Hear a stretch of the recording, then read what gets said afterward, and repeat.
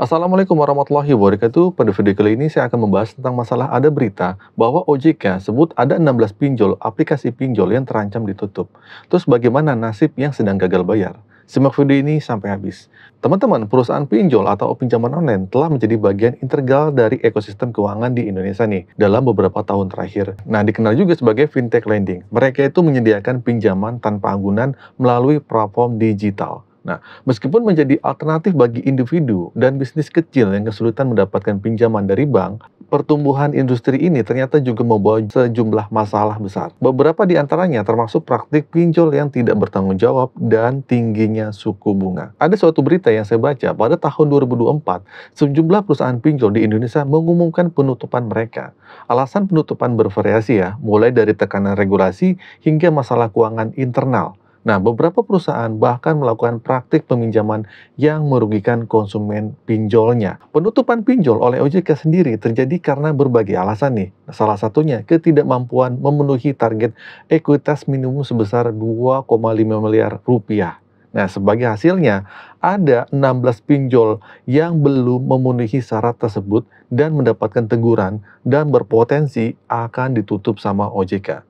Nah, terkait nasib nasabah jika perusahaan pinjol ditutup, apakah tetap aman? Nah, hal ini menjadi pertanyaan penting untuk kalian. Jadi gini, proses penutupan akan diatur sesuai peraturan dan nasabah seharusnya tetap mendapatkan perlakuan yang adil juga.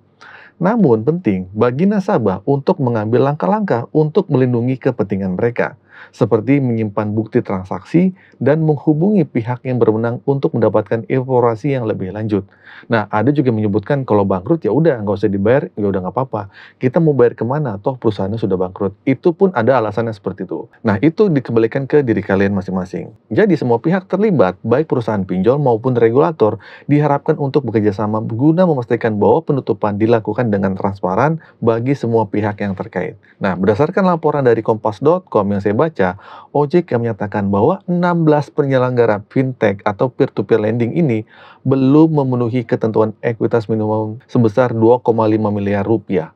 Nah, dari jumlah tersebut, 9 penyelenggara sedang dalam proses pengajuan peningkatan modal.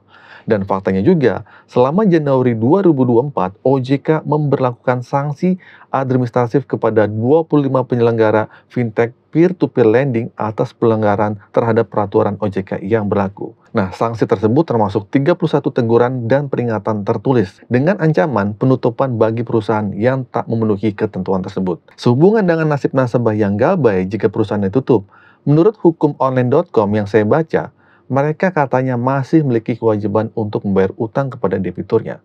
Tapi ada yang berpikir kalau bangkrut ya udah nggak usah dibayar nggak apa-apa.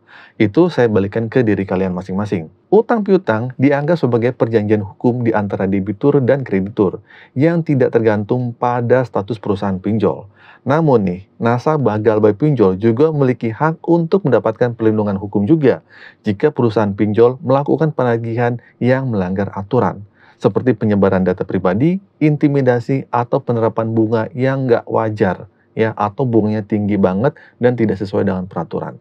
Dan mereka ini dapat mencari solusi dengan perusahaan pinjol tersebut, seperti mungkin mengajukan restrukturisasi utang, negosiasi bunga, atau melibatkan mediator. Nah, jadi gitu ya teman-teman ya, yang saya baca beritanya, ternyata diam-diam ada 16 pinjol yang belum memenuhi syarat, dan juga mendapatkan teguran dan berpotensi akan ditutup sama OJK.